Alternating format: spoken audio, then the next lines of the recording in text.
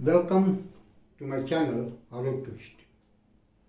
आज के इस वीडियो में प्रथम विश्व युद्ध से जुड़े हुए जो विभिन्न कारणों का सीरीज में चला रहा हूँ, उसी संदर्भ में एक दूसरे रीजन पर, दूसरे कॉजेस पर, दूसरे कारण पर हम बात करेंगे, जो एक इम्पॉर्टेंट कॉज है एंग्लो जर्मन नेवल राइवलरी, आंग्ल जर्मन नाविक प्रतिस्पर्धा, जिसको हम हिंदी में कहेंगे। 20th सेंचुरी में ये देखा गया कि 20th सेंचुरी तक कि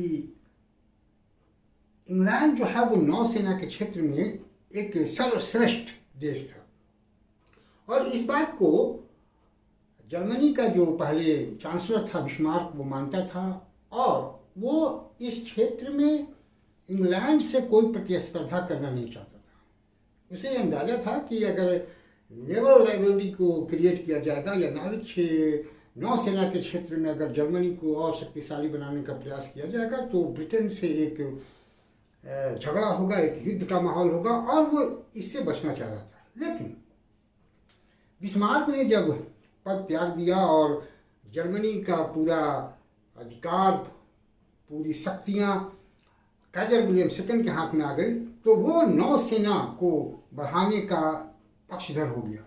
वो ये मानता था कि जब तक समुद्र पर भी जर्मनी का अधिकार नहीं होगा तब तक उसके बातों की अवहेलना की जाएगी और उसको महाशक्तियों की सूची में शामिल नहीं किया जाएगा।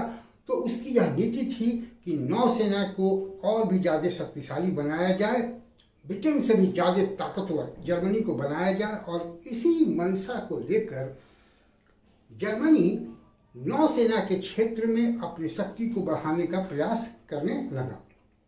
1898 में संसद ने एक विधेयक पास किया और उस विधेयक में यह बात कही गई और सरकार को यह अधिकार दी गई कि जर्मनी अपने नौसेना का विस्तार करे, इस तरह का जहाजी बेड़ा बनाए जो बहुत ही ताकतवर हो। और यह अनुमान लगाया गया कि 1904 तक एक बहुत ही शक्तिशाली जहाजी बेड़ा का निर्माण जर्मनी में हो जाएगा। 1900 में एक दूसरी विधेयक संसद के द्वारा पास हुई और उसमें यह कहा गया कि जर्मनी की जो नाविक शक्ति है उसको डबल करने की जरूरत है, उसको दोगुनी करने की जरूरत है। तो इस प्रकार संसद में प्रस्ताव भी पारित होता रहा और काइजर विलियम की मंशा भी ये थी, और जर्मन सरकार ने नौसेना के क्षेत्र में अपनी शक्तियों को बढ़ाने का प्रयास शुरू कर दिया और बढ़ाने लगा। नतीजा यह हुआ कि ब्रिटेन इस चीज़ को देखकर वो सशंकित हो गया, वो घबराने लगा और उसको लगा कि नाविक क्षेत्र में जो उसका एक एकाधिकार है, नौसेना के क्षेत्र में उसका जो एक एकाधिकार है, उस एकाधिकार को चुनौती देगा जर्मनी, और इस वजह से उसके जो अपने ट्रेड हित हैं, आर्थिक हित हैं या औपनिवेशिक हित हैं, उसको भी जर्मनी चुनौती देगा। तो जरूरी ये है कि जर्मनी की जो ये मंशा है, जर्मनी की जो ये ताकत है, उसको रोकने का प्रयास किया जाए। ब्रिटिश न्यूज़पेपर भी इस बात को उछाल रहे थे कि ब्रिटिश गवर्नमेंट को ऐसा कुछ करना चाहिए ताकि जर्मनी के ताकत को रोका जा सके। ब्रिटेन के जो नौसेना के अधिकारी थे सर जॉन फिशर, उन्होंने 1905 में यह एक घोषणा की कि ब्रिटेन की नाविक शक्ति को बढ़ाया जाएगा और ड्रेडनॉट नामक जहाजी बेड़ा बनाया जाएगा जो पुराने सारे जहाजी बेड़ाओं से ज़्यादा शक्तिशाली होगा। तो इस प्रकार ब्रिटेन में भी एक प्रतिस्पर्धा शुरू हो गई और एक नए जहाजी बेड़ा का निर्माण शुरू हो गया। ब्रिटेन के जो मंत्री थे एक आर्थर ली, उन्होंने भी एक तरह से इनडायरेक्टली जर्मनी को चुनौती दी कि जर्मनी इस प्रतिस्पर्धा को समाप्त कर दे, नहीं तो इसके परिणाम बुरे होंगे। और इसके रिएक्शन में जो जर्मनी का सैनिक अधिकारी था फॉन टिर्पिज ने भी जर्मन नौसेना की शक्ति को और बढ़ाने का ऐलान कर दिया। उसने घोषणा की कि अब जर्मनी जो है सो प्रत्येक साल 6000 क्रूजर जहाज का निर्माण करेगा, और जिस तरह से ब्रिटेन ने ड्रेडनॉट का निर्माण अभी शुरू किया है, तो जर्मनी भी अभी से ही ड्रेडनॉट का निर्माण शुरू करेगा और ब्रिटेन के मुकाबले में आ जाएगा।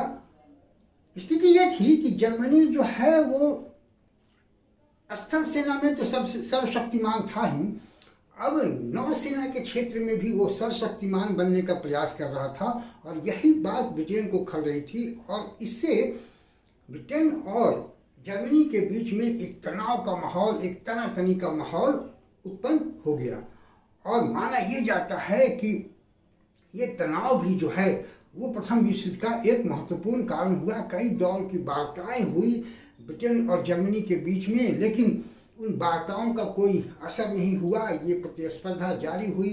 स्थिति ये थी कि इंग्लैंड में जो जर्मन एम्बेसडर थे, उन्होंने वहाँ के लोगों का जो मनोभाव देखा था, तो उन्होंने जर्मनी में ये बात कही भी थी जर्मनी के प्रशासकों से, काइजर विलियम से, कि इंग्लैंड में जर्मनी के प्रति एक हॉस्टिलिटी की भावना का विकास हो रहा है इस नेवल राइवलरी को लेके, तो ज़रूरत है कि इसको समाप्त किया जाए।